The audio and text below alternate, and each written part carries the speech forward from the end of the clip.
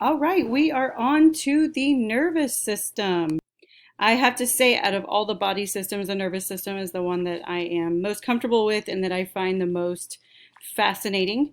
I like integumentary. I think it's easy. Dermatology is something that I'm interested in, or that I would be if I ever were to go to medical school.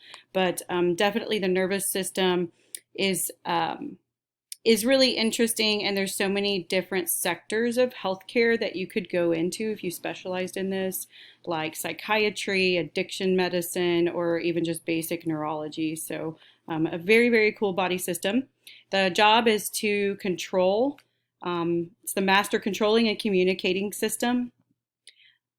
And so there's three things that happen with this body system. You have a sensory input, integration, and a motor output. So let's just kind of look at this picture right here. So this glass of water serves as a stimulus. The receptors in the eye are going to detect that stimulus and send the sensory input to the central nervous system, which is the brain and the spinal cord. So within the central nervous system, that information is going to get integrated. So basically, it's like the brain is taking the information in and figuring out what to do with it.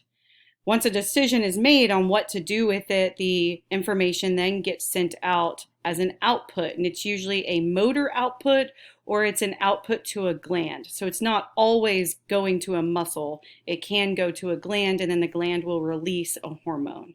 All right, so these are just the three steps: sensory input, which is the gathering of information; integration, which is processing and interpreting that input; and then a motor output, which is a response by muscles or glands. And the picture just shows you that the person is the person is seeing a glass of water. They are integrating that information. Hey, there's a glass of water. I'm kind of thirsty. And then the brain sends a signal to the arm: water, up to mouth, drink. And it happens so quickly, we don't even realize it when it's happening. So the organization of the nervous system, it has two main parts. So the two main parts of the nervous system are the central nervous system, or the CNS, and that includes the brain and the spinal cord, and like you saw on the last slide, the integrative and control centers. And then the other is the peripheral nervous system. So the name actually tells you where it is. The central nervous system is in the center, brain and spinal cord, and the peripheral is the sides. And I'm going to show you a picture in just a second. So the peripheral is the side. So it's going to include all of the nerves that are coming from the central nervous system, like the spinal nerves, the cranial nerves. And what the peripheral nervous system, or the PNS, is going to function as is the communication lines between the central nervous system and the rest of the body. All right. So those are the two main branches of the nervous system: central, which is brain and spinal cord, and then peripheral, which is basically everything else that extends from the central nervous system. The peripheral nervous system is then further broken down into two divisions: the sensory, or the afferent division, and the motor division. So the sensory division is input to the central nervous system. The motor efferent division is output from the central nervous system. So if you look at the picture from before, this would be the sensory input. This would be the output. All right. So this is the central nervous system right here. This is part of the peripheral, and then down here, this one's part of the peripheral. They're like extensions of the CNS. All right. So sensory, which is afferent; motor, efferent. And I've actually gone over these two words before, so that shouldn't be something that's new. Okay. The motor division is then further broken down, and I'm going to show you a chart, and if you want to look ahead, it's actually on the next page. I'm going to show you a really good organization of this information. The motor division is then further broken down into two things: the somatic nervous system and the autonomic. So the somatic nervous system is your voluntary control, which involves skeletal muscles. So the example shown before, where the person sees the glass of water and then they drink the glass of water, that would be the somatic nervous system that responded.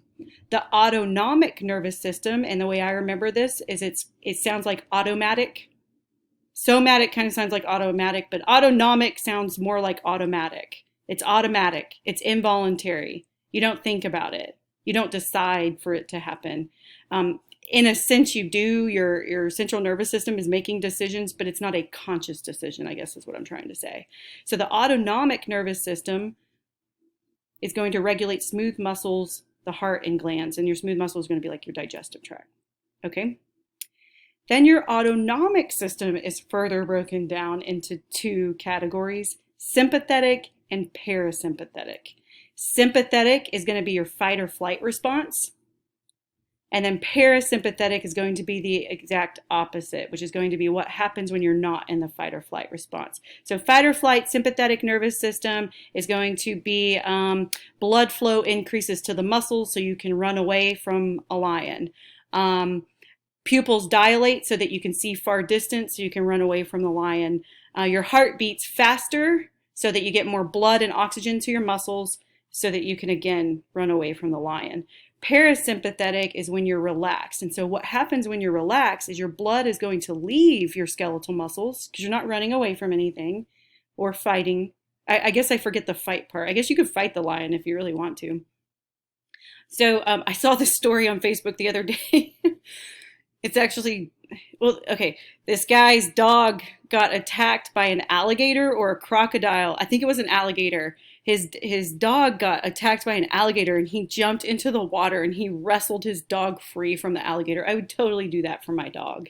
She's so sweet. Actually, I don't know. I would do it for one of my kids though. Anyways, all of that complicated information that I just gave you is organized into this beautiful chart. So let me just go over it real quick. So you have two divisions of the two divisions of the nervous system, the central and the peripheral. Central is real easy. It doesn't have any subcategories. It's just the brain and the spinal cord, and it is the major control center. Brain and spinal cord, central nervous system. The peripheral nervous system is then broken down into two branches. Sensory, which is input of information, and then motor, efferent, which is output of information. Information output is then broken down into two categories, somatic and autonomic. Somatic meaning voluntary, skeletal muscle control, and then autonomic meaning the involuntary control of things like smooth muscle, cardiac muscle, and glands. The autonomic system is then further broken down into two categories, sympathetic and parasympathetic. And sympathetic is fight or flight. Parasympathetic is when you're conserving energy and you're digesting and you're relaxing and stuff like that.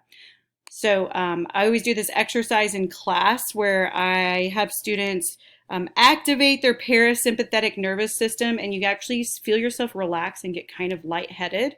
So what you do is you put your hand underneath your belly button, and when you breathe, you make sure that you expand the part of your abdomen underneath your belly button as much as possible. So what that's doing is it's almost like accessing a part of your lungs that you're not used to accessing. And it's a very, very deep kind of breathing. And what it does is it will take you out of fight or flight and put you into parasympathetic. If we were in class, I'd be able to show it to you.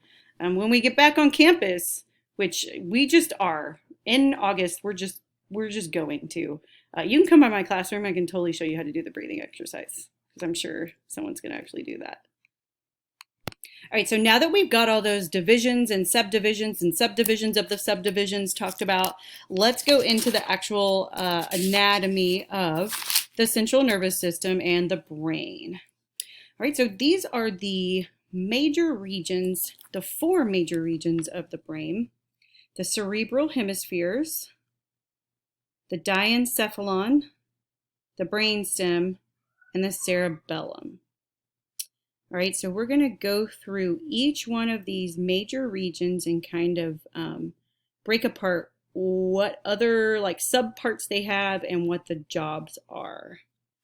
All right, so the first one are the cerebral hemispheres, also known as the cerebrum.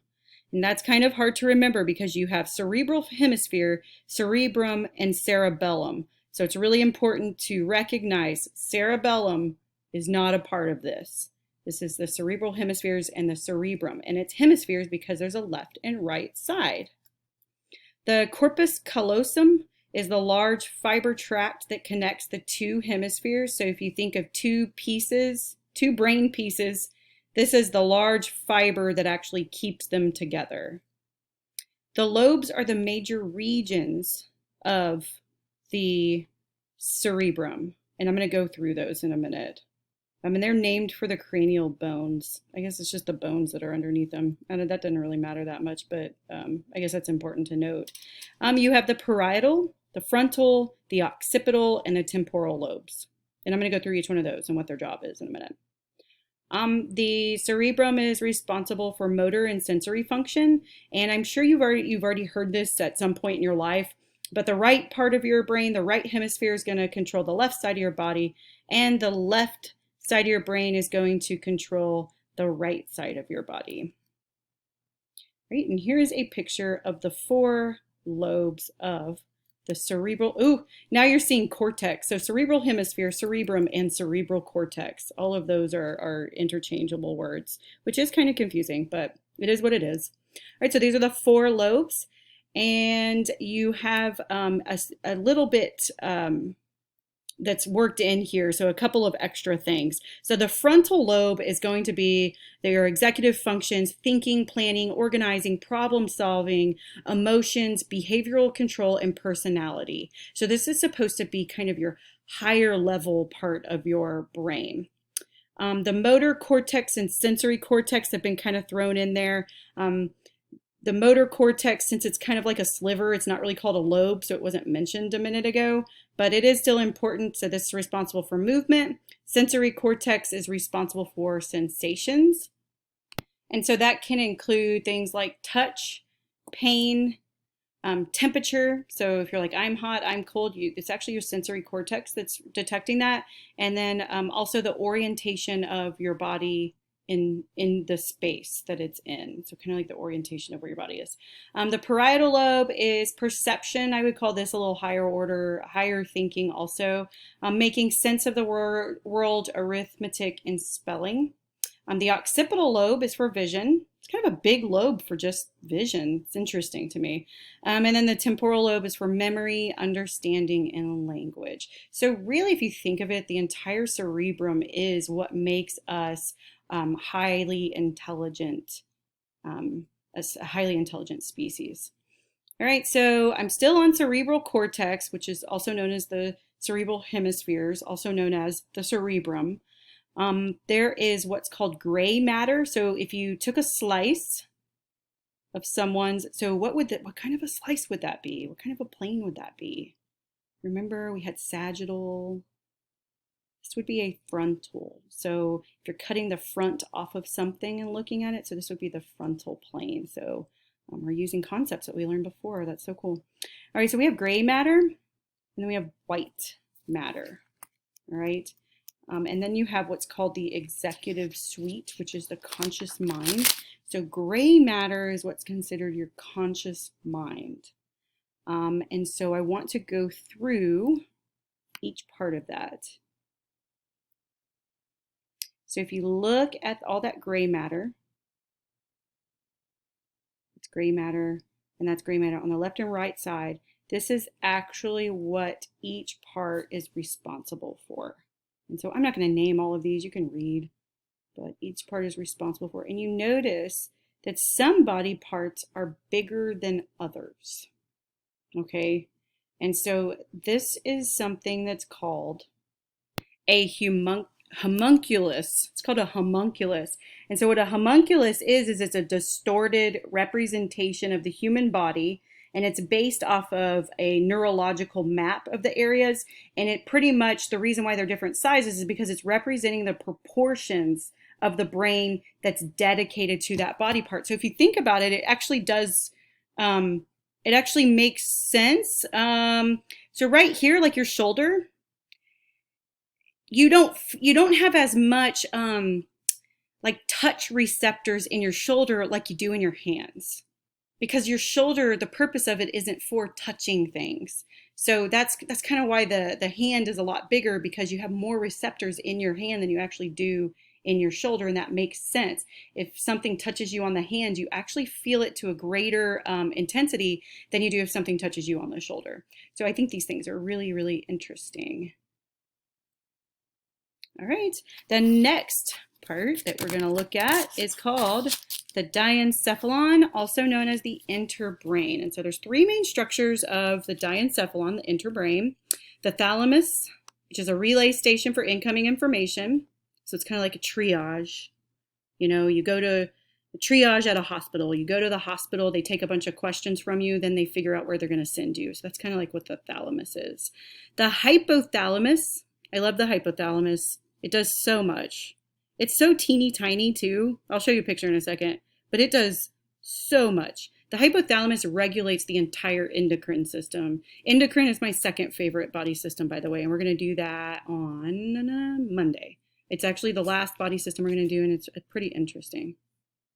So the hypothalamus is going to control your autonomic control center. Remember, autonomic is the automatic heart rate, blood pressure, digestion.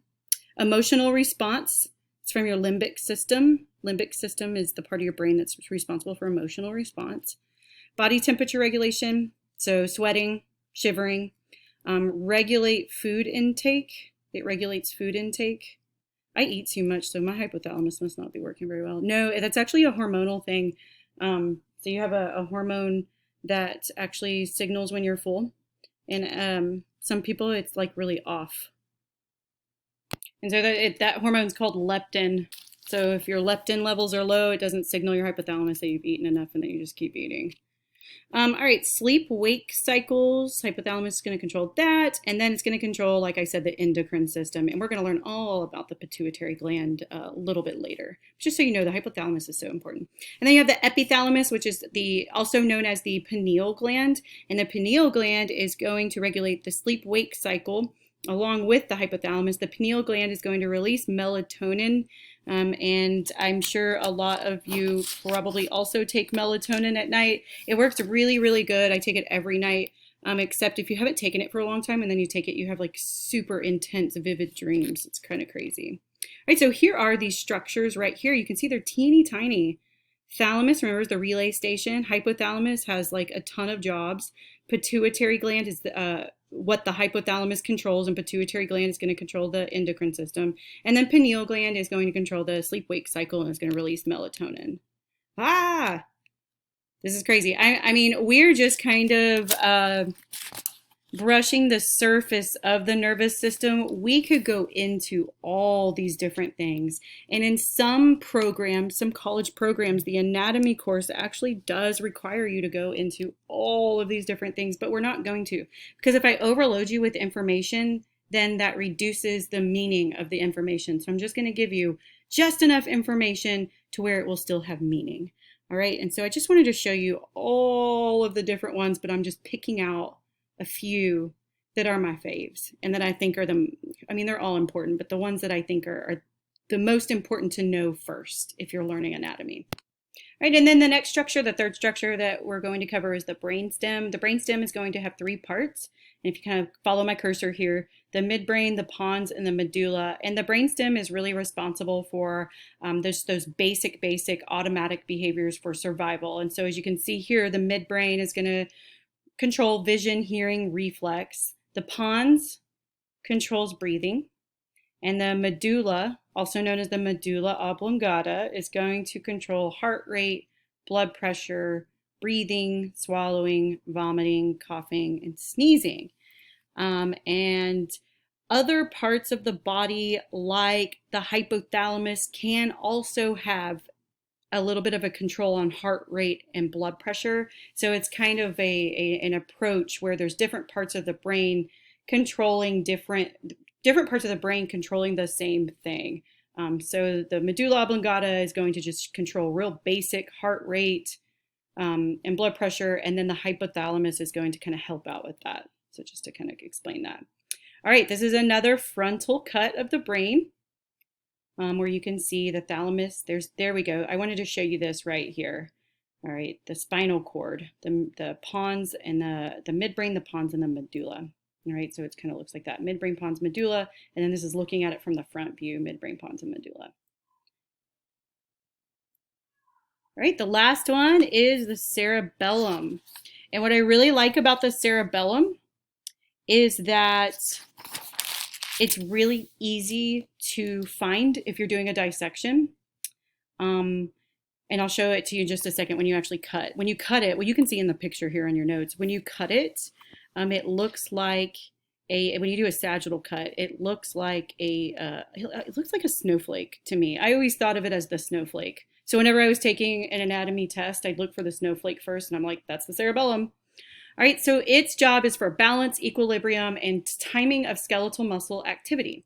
So if you ever known someone with cerebral palsy, and I'm actually going to go over this in a little while, cerebral palsy is a brain disorder where a person's cerebellum does not work correctly, and they will have a lot of problems with coordinated movement and balance, and they'll usually be bound to a wheelchair. Here is your beautiful sheep brain. There are 6 of you that got it, and you're going to be surprised by how small it is, especially if you have a friend that has a pig heart and you're just like, why is her pig heart so big when my sheep brain is so small? And that's just because there are really giant pigs that our supply company works with, and they're just dealing with sheep that have small brains. I mean, they just have small brains anyways, because they're just not a very intelligent animal. But they're soft. The thing that I like about dissecting the sheep brain over the pig heart is that they're really soft and easy to cut. The pig heart is going to be difficult. Some of you are going to probably have to get like a chainsaw to go through that thing. Just kidding. You're not, but you're going to have to use some muscle for it.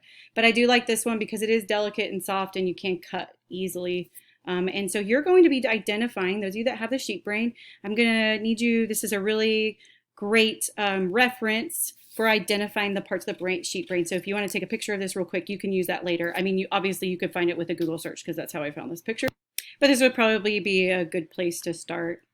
All right, so the disorder that I want to discuss really briefly is cerebral palsy. Cerebral palsy is it's a brain disorder, and it can be caused by infection or injury, and it can involve the cerebellum.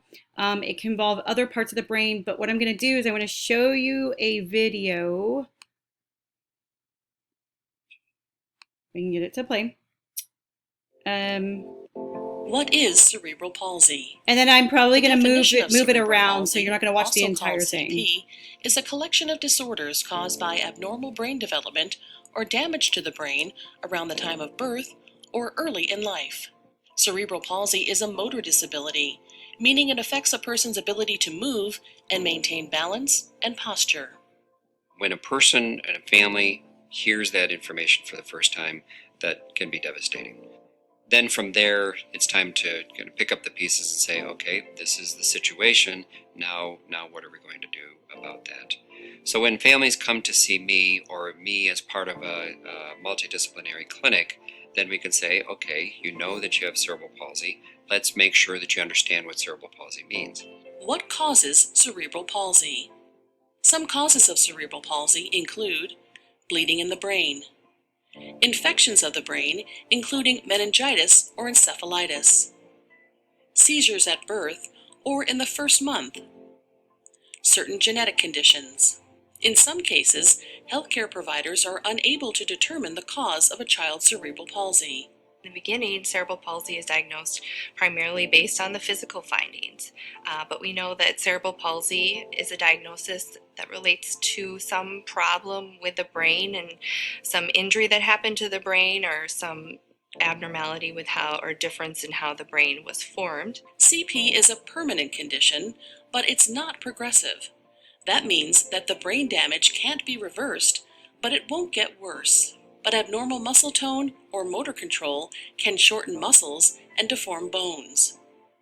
Early intervention and appropriate treatment can help ease symptoms and improve a child's abilities. The injury that occurs early in life can cause effects on many different functions for the person. So that could be communication, it could be eating, it could be their mobility, it could be problems with seizures, learning.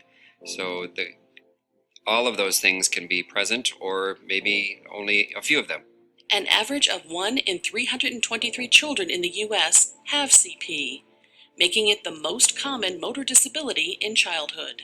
You take a patient that has a mild form of cerebral palsy, if we were just to say, oh, your child has cerebral palsy, a lot of times they think their child's going to be sitting in a bed when they're an adult and not be able to do anything for themselves. And so when you counsel a family about a diagnosis and a disability, you need to anticipate what their thoughts and feelings are so that you can kind of counsel them and not overburden them or over-worrying them, and be as accurate as you can. Types of cerebral palsy. All right, I'm going to fast forward to the type that I'm most interested in us talking about because we're discussing the cerebellum. So I'm going to put it right here and then push play. Cerebellum causes a form of CP called ataxic cerebral palsy. Ataxic cerebral palsy causes poor balance and problems with coordination. Mixed cerebral palsy is a combination of two or more types. It's associated with damage to multiple areas of the brain. One of my jobs as a neurologist and taking care of children with cerebral palsy is doing my best to understand why a child has cerebral palsy. I can help the family understand what is going on with their child now and what things to look for in the future. All right. So that just gives you a little bit of information about it. But I also just wanted you to see the little kids in the video because I can describe how they move, but it's best to see it on a video. Okay, so the protection, so that's the cerebellum.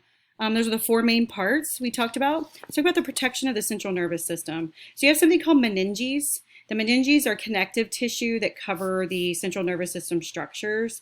And that is examples of that type of connective tissue would be the dura mater, which is the leathery outer part, the arachnoid matter, and I think your sheep brain actually have dura mater still on there, so you'll be able to see that. So this is the web-like middle part, and then the pia mater is the surface of the brain. So you'll be able to locate those with your sheep brain.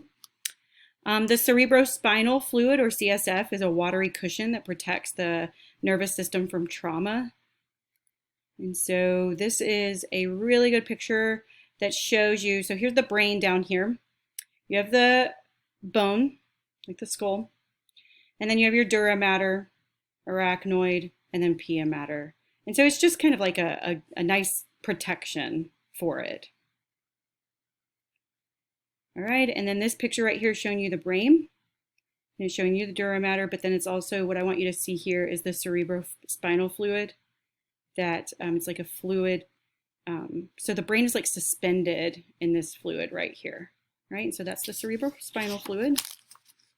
All right, and meningitis. So this is a really good time to bring up meningitis because what it is a inflammation, a bacterial or a viral infection of the meninges. So remember, the meninges are dura mater, arachnoid, pia mater, and so it's an inflammation and an infection of this area that is helping to protect the brain. When you go to college and you're going to live in a dorm, they do make you take a meningitis vaccine so that you don't get, I got one and then I don't think I ever got one again. But this right here is showing you normal meninges, and then this right here is going to show you infected meninges, and then this picture is going to show you they just get really red and inflamed and swollen, and it's just really bad. And so let me show you what the symptoms are. So it's a range of symptoms in children and adults: fever, vomiting, headache. And you can imagine that would cause like the worst headache ever. Stiff neck, dislike of bright lights, joint muscle pain, drowsy, and confusion. And a person would probably think that they have the flu, but they would have this. And so you might want to look for some of these hallmark symptoms, which would be, you wouldn't, I mean, if you have a really bad headache, sound and light are going to bother you. It's the neck stiffness that I think is one of the hallmark symptoms of meningitis. And then this petechiae, and petechiae are these like little spots on the trunk. So I think if you ever noticed those two things, the neck, the stiff neck, the real stiff neck, that's what I was always told. If you think you have the flu, but your neck is super, super stiff, you need to get checked for meningitis. So treatment, obviously if it's a bacterial infection, you'll have antibiotics. And if it's a viral infection, you'll need antiviral drugs, IV fluids, A vaccine is what's going to prevent it. So when you go to college and you're going to live in a dorm, you'll get a meningitis vaccine. In order to be diagnosed with meningitis, though, it's not an easy. I mean, you think the coronavirus, putting the swab all the way back to like up to your brain is bad, and it is bad. But this, they're actually going to have to draw spinal fluid out of your vertebrae, and that just that wouldn't be cool. But at the same time, like when I was your age, I'd look at this picture and be like, oh my God, that'd be the worst thing ever. But I've had an epidural, and it actually didn't hurt that bad. When they stick it in, it just feels awkward, and it like made, it caused like almost like this electric shock to go down one of my legs. But I have had a needle stuck into my back like that. I'm sure this is a little different because, well, no, it's actually the same. They're putting a needle between two vertebrae. And for mine, they put it into the nerve bundle, and they put numbing stuff and some other things into it. Epidural, I don't know. I thought an epidural was kind of cool. People think it's like the most horrible thing. Like, oh my God, they're going to stick a needle. I thought the epidural was like the coolest part of having a child, but I'm weird like that. So, all right, last topic, blood-brain barrier. So besides the cerebrospinal fluid is going to protect, but you also have this thing called the blood-brain barrier. And this is a barrier that it's like an extra reinforcement, like not anything can just get into the brain. So there are tight junctions that allow things to go into the brain, but also keep other things out.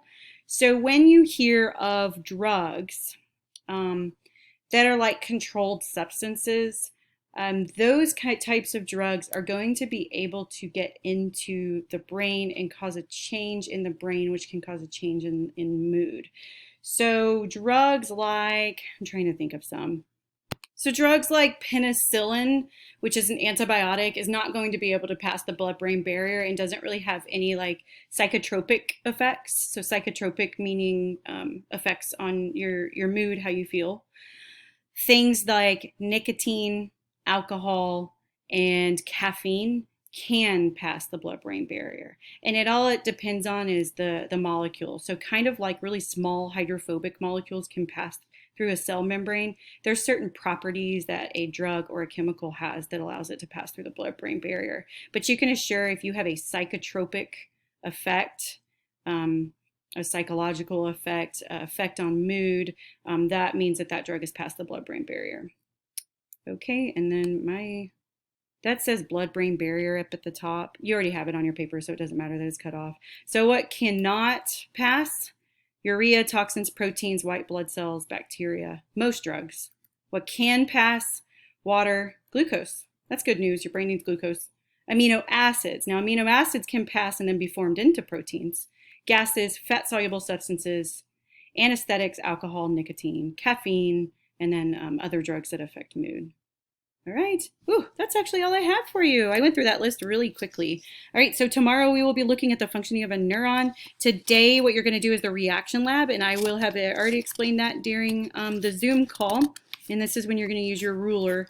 It's actually kind of fun because you can maybe even make it a competition with someone in your family. And what I really like for you guys to do is to test some kind of variable. So you can test between male and female, or you can test between like young person, old person, something like that. But I think you can have a little bit of fun with this lab. So hopefully you enjoyed that. I think neurons is even more interesting. So we will do neurons tomorrow, and I will talk to you guys later.